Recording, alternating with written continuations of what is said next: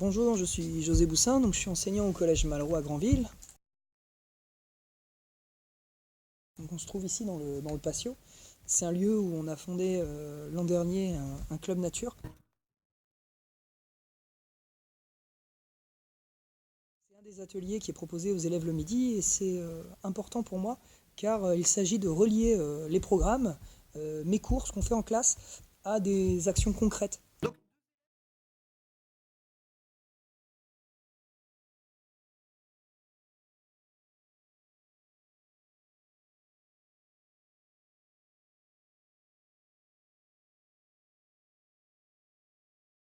Donc par exemple l'apprentissage de la permaculture permet de travailler sur l'alimentation en cinquième.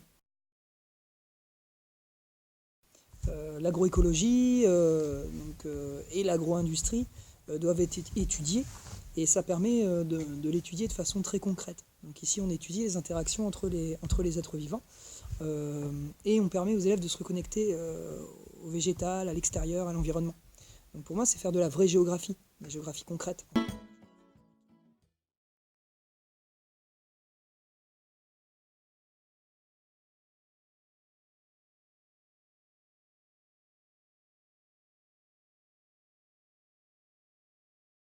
Donc voilà, on peut vraiment travailler tout à partir de la transition écologique. On peut vraiment prendre les thèmes du programme et leur donner du sens en les faisant vivre de façon très concrète. Car il ne s'agit pas de faire juste apprendre aux élèves des notions, mais faire en sorte qu'ils comprennent ces notions et qu'ils vivent des actions voilà, qui ont un impact sur le collège ou sur leur vie, sur leur entourage. Sensibiliser les autres au zéro déchet, euh, créer un jardin partagé.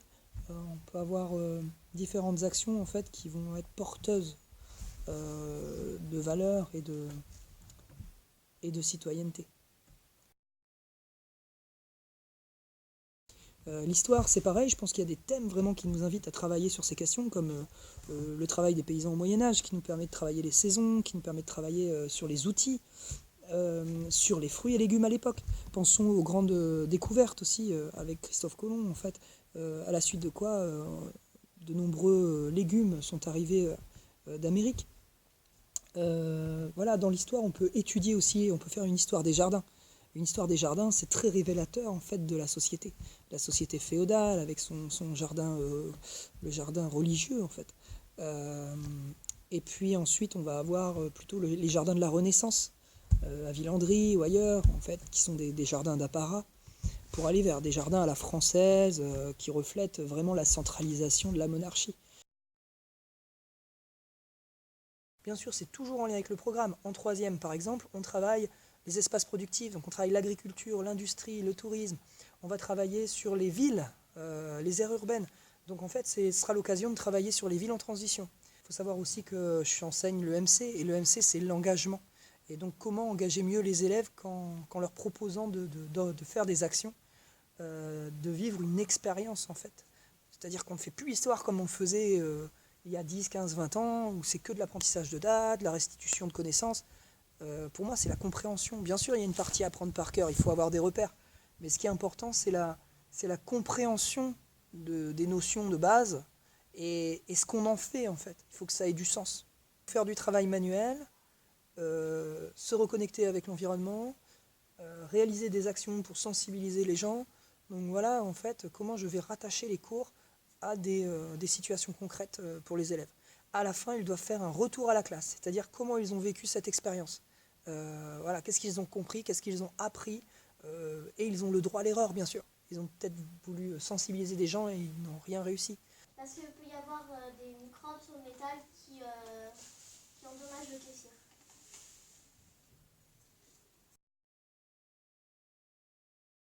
On n'a pas des élèves hors sol, c'est-à-dire enfermés dans des salles de classe. L'idée, c'est bien sûr, il y a un temps où on travaille, on va travailler sur des connaissances, mais comment on va utiliser ces connaissances dans des situations concrètes, des actions. Et quel genre d'action mieux que la transition écologique pour donner du sens en fait à ce que font les gamins.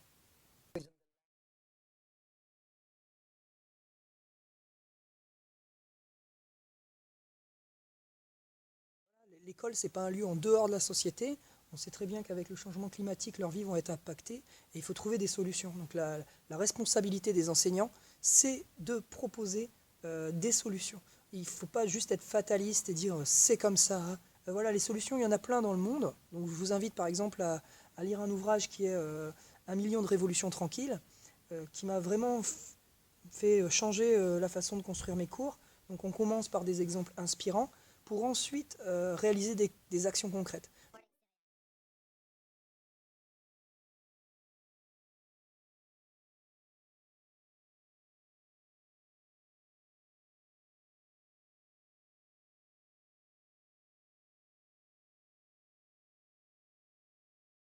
La société change et donc dans les classes ça doit changer aussi.